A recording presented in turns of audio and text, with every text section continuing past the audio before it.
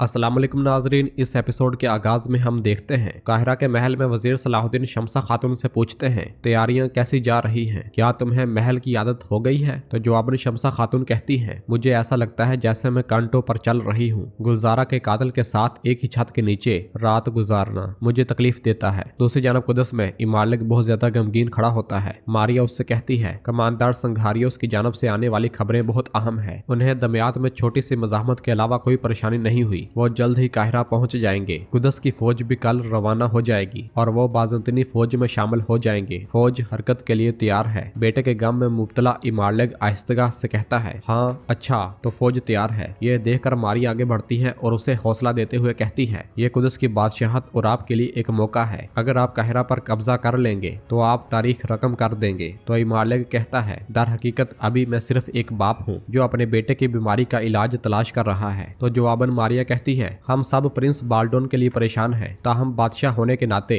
मुश्किल तरीन वक्त में भी मजबूत होना पड़ता है। बादशाह इमालिक खुदावंद बाल्डोन के लिए मौजूद है। आपको जो करना है वो फौज की क़यादत है और जंग जीते। तो इमालिक कोई जवाब नहीं देता। इधर काहिरा में वजीर सलाहुद्दीन शमसा खातून से कहते हैं, शमसा खातून, कौंत मैला ने अपने शोहर के जुल्म से बचने के लिए हमारे पास पनाह ली है, मैं उसे वापस कैसे भेज सकता हूँ। तो शमसा खातून कहती है, सलाहुद्दीन वो एक खतरनाक औरत है, उसका फरार उसे बेकसूर नहीं बनाता। तो वजीर सलाहुद्दीन कहते हैं, वो खेल खेलने से कासर है। मगर शमसा खातून कहती है, ज़ाहिर है उसने आपको अपने जाली आंसुओं से धोखा दिया। तो वजीर सलाहुद्दीन कहते हैं, मैं धोखा नहीं खा रहा हूँ शमसा, वो कैरक की कौंत है। मैं ये जानने की कोशिश कर रहा हूँ कि ये सब क्या है। तो शमसा खातून कहती है, दुआ है कि आपको जल्द ही मालूम हो जाए। तो वजीर सलाहुद्दीन कहते हैं, अपने आप को इस मामले से परेशान न करो, हमें अब जिस चीज का ख्याल रखना चाहिए वो काहिरा की सलामती है और फिर हमारा भी खानदान होगा और हम खुशियों की तरफ पलट जाएंगे और सिर्फ एक ही चीज हमारी ख्वाहिश को मुकम्मल करेगी और वो है कुदस।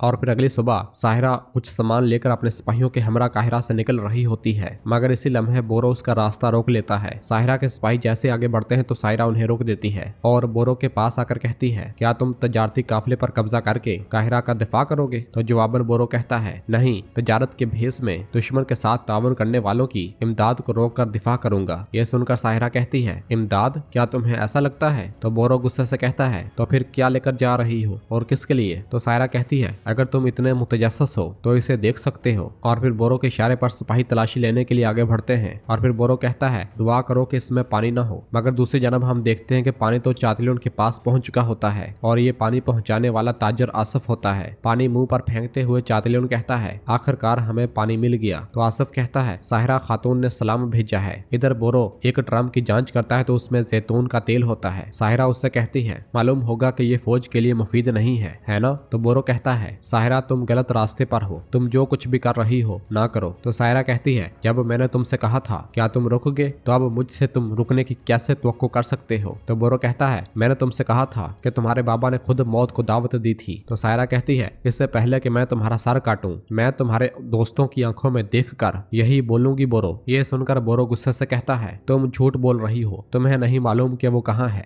तो साहिरा कहती है, मैं झूठ नहीं बोल रही, मैं जानती हूँ कि कराकोश और गोकबोरू कहाँ है। वो जाने ही लगती है कि बोरो उसे चलाते हुए बुलाता है साहिरा। तो साहिरा भी गुस्से के साथ उसे देखने लग जाती है। उधर कुदस में इमालिक जंग के लिए तैयार होता है। मारिया उससे कहती है, महाराज अगर आप मुझे इजाजत दें तो मैं आपके साथ काहिरा जाना चाहूंगी। इमालिक उससे कहता है, मलका मुझे नहीं लगता कि ये जरूरी है, मैं तुम्हारी जान खतरे में नहीं डालूंगा, मैं फौज की क़यादत करूंगा, बालन, विलियम और लाडगाय मेरे साथ होंगे। तो मारिया कहती है, आपकी मौजूदगी फतह दिलाने के लिए काफी है, लेकिन बाज़ंतीनी सिपाही जो कमानदार संघारियों के हुक्म के मातहत हैं और दमियात से आ रहे हैं, वो जब मैदान जंग में मुझे देखेंगे तो वो बुलंद हौसले के साथ वही करेंगे जो उनकी वफादारी के लिए जरूरी है। इमालिक के जवाब देने से पहले ही विलियम आकर कहता है, महाराज फौज तैयार है। ये कहते और सुनते साथ ही वो तीनों आगे बढ़ जाते हैं। इधर काहिरा में दिफा को मजबूत किया जा रहा होता है। वजीर सलाहुद्दीन बोजोक से कहते हैं, बोजोक ये वो जगह है जहां पर प्यादे खड़े होंगे, अपने तीर अंदाजों को दूसरी तरफ खड़ा कर दो। बोजोक के जाने के बाद बोरो वहां पर आता है और कहता है, बाज़ंतीनी फौज की जानब से कोई हरकत नहीं हुई, लेकिन कुदस की फौज आगे बढ़ रही है, वो मिलकर जल्द ही शहर के दरवाजे पर हमला कर देंगे। तो वजीर सलाहुद्दीन कहते हैं, हालात यकीनी तौर पर बदल जाएंगे, अगर हम बच गए तो हमें कुदस के दरवाजे पर हमला करने में देर नहीं लगेगी। दूसरी जानब चातिलों भी कमांडर और गद्दार आसफ के साथ मंसूबा मंसूबा तरतीब दे रहा होता है। चातलियन का मंसूबा सुनकर आसिफ कहता है, मैं एक चीज के बारे में मुतजस्सिस हूँ चातलियन। चातलियन पूछता है, क्या? तो आसिफ कहता है, क्या कौंस मैला की कहरा में मौजूदगी आपके मंसूबे का हिस्सा है? ये सुनकर चातलियन चौंक जाता है और पूछता है, क्या? मैं समझा नहीं, क्या मैला कहरा में है? तो आसिफ कहता है, क्या आपको ये मालूम नहीं था? ये सुनकर चातलियन को बहुत ज्यादा गुस्सा आता है। वक्त तेजी के साथ गुजरता है और करातेगन अपने सिपाहियों के साथ बुलंदी पर आता है और सिपाहियों से कहता है, अपनी कमाने निकालो और होशियार रहो, मजीद तीर ले आओ। जब तुम तीर चलाओ तो हदफ निशाने पर लगे, वरना मैं तुम्हें दीवारों से फेंक दूंगा। हरकत करो, फौरन हरकत करो। ये देखकर वो जब सामने देखता है तो उसकी आंखें खुले की खुली रह जाती है। एक तूफान नमा लश्कर उनके सामने होता है। बाज़ंतीनी झंडे लहरा रहे होते हैं। नाकाबिले यकीन लश्कर देखकर करातेगन आहिस्तगी से कहता है, अलबेस वो आ रहे हैं, वो बहुत बड़ी तादाद में आ रहे हैं। चलते फिरते मुर्दे, क्या गोक टेंगरी ने मुर्दों को जिंदा कर दिया है? ये किस तरह की फौज है? तो अलबेस कहता है, ये फौज नहीं है बल्कि ये इंसानी सैलाब है। फौज को तेजी के साथ आगे बढ़ता हुआ देखकर करातेगन भाग पड़ता है, जबकि अंदर से वजीर सलाहुद्दीन आगे बढ़ रहे होते हैं और काजी फाजल से पूछते हैं, खवातीन कैसी हैं काजी फाजल? तो काजी फाजल कहते हैं, वो सब महल की पनाहगाह में मजबूत है मेरे वजीर, सिवाय शमसा खातून के। इसी लम्हे वो शमसा खातून के पास पहुंचते हैं। वजीर सलाहुद्दीन पूछते हैं, तुम पनाहगाह में क्यों नहीं हो? तो शमसा खातून कहती है, आपको इसकी आदत हो सकती है, लेकिन ये पहला मौका है जब मैं अपने होने वाले शहर को जंग में भेज रही हूँ। तो जवाबन वजीर सलाहुद्दीन कहते हैं, पहली बार मैं अपनी वापसी के इंतजार में अपने पीछे किसी को छोड़ रहा हूँ। तो शमसा खातून कहती है, मैं खुदाई कलाम सुनकर यहाँ पर आई हूँ। यह सुनकर वजीर सलाहुद्दीन खुश होते हुए कहते हैं, मुझे इसके बारे में बताएं। और फिर काजी फाजिल के इशारे पर शमसा खातून कहती है, बिस्मिल्लाहिर्रहमानिर्रहीम, अल्लाह ही माबूद है, उसके सिवा कोई माबूद नहीं, बस मोमिनों को अल्लाह पर ही भरोसा करना चाहिए। यह सुनकर वजीर सलाहुद्दीन खुश होते हुए कहते हैं, आपकी जुबान से ये हकीकत सुनकर मुझे बहुत ज्यादा खुशी हुई। क्या आप? तो शमसा खातून कहती है, जैसे उस गाने में जिसने हमें मलवाया था, मेरी आंखें खुश्क हैं कुदस। ये कहते साथ ही उस लम्हे को याद करती है जब कहरा में लड़ाई रोकने के लिए वो पहली बार सलाहुद्दीन के सामने आई थी और उन्होंने ये गाना गाया था। इस ख्याल के बाद वजीर सलाहुद्दीन कहते हैं, जिसने हमारे दिलों को एक ही मकसद के लिए जोड़ दिया, उस रब का शुक्र है। शमसा कहती है, मैं दिल से मानती हूँ कि आज एक अजीम फतह का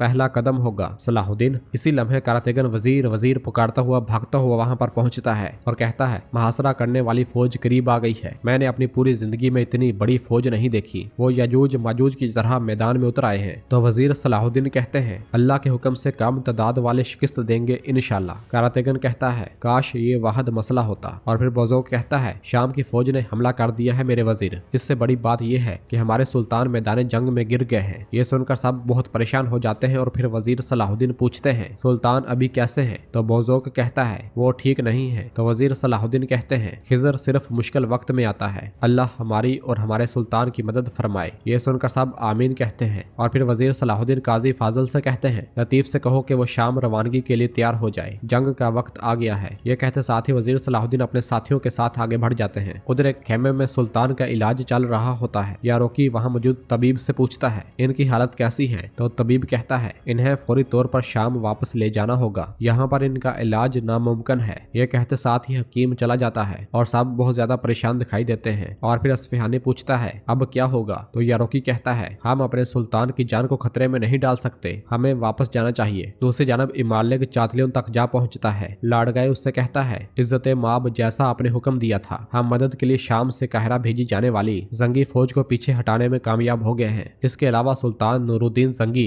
मैदान जंग में गिर पड़ा है। और फिर इमालक पूछता है, क्या तुमने उसे मार दिया? तो लाडगाए कहता है, मैंने ये खुदा पर छोड़ दिया, हमारी तलवारों के तसादम से पहले ही कुछ हुआ था। मुझे लगता है कि वो बीमार है और ऐसा लगता है कि वो दोबारा खड़ा नहीं हो सकता। और फिर चातलियन कहता है, जनाब बाज़ंतीनी फौज जो दमियात पर उतरी थी, सिर्फ चंद आदमियों को खोकर वो काहिरा पहुंचने में कामयाब हो गई है। सिपाही बहुत पुरजोश है। तो मारिया कहती है, हमें फौरी तौर पर हरकत में आना चाहिए। तो इमालिक कहता है, मैं पहले वजीर सलाहुद्दीन से जाती तौर पर बात करूंगा, मैं उसे अपना शहर हवाले करने को कहूंगा। तो लाडगाए कहता है, इज्जत माब वजीर सलाहुद्दीन कभी नहीं मानेगा। तो इमालिक कहता है, वो जानता है कि शहर मुजाहमत नहीं कर सकता, एक भी सिपाही खोए बगैर काहिरा में दाखिल होने का मौका है, अगर उसने कबूल ना किया तो ये उस पर मुनहसर है। बालन विलियम मेरे साथ चलो। ये कहते साथ ही वो उन दोनों के साथ निकल जाता है। चातलियों भी इजाजत लेकर चला जाता है। और फिर मारिया लाडगाए से कहती है, बादशाह अपना वक्त जाया करने के लिए पुरअज़म दिखाई देता है। तो लाडगाए कहता है, मेरी मलका बादशाह उलझन का शिकार लगता है, काश मैं गलत साबित हूँ। उधर वजीर सलाहुद्दीन अपने साथियों के साथ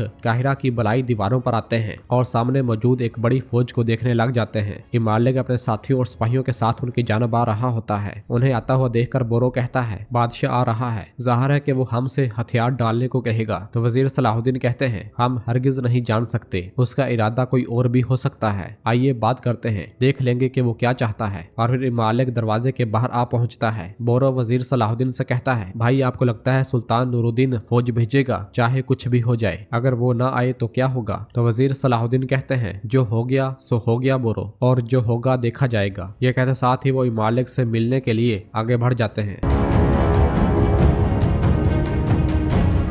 और नाजरीन इसी जगह पर एपिसोड भी खत्म करते हैं। मिलते हैं बहुत जल्द अगली एपिसोड के साथ। वीडियो को लाइक कर दें और जिन दोस्तों ने अभी तक चैनल सब्सक्राइब नहीं किया वो जल्दी से चैनल सब्सक्राइब कर दे और बेल आइकन यानी घंटी वाले निशान को भी प्रेस कर दे ताकि आने वाले एपिसोड्स आपको आसानी मिल सके। दुआ में याद रखें। अल्लाह हाफिज।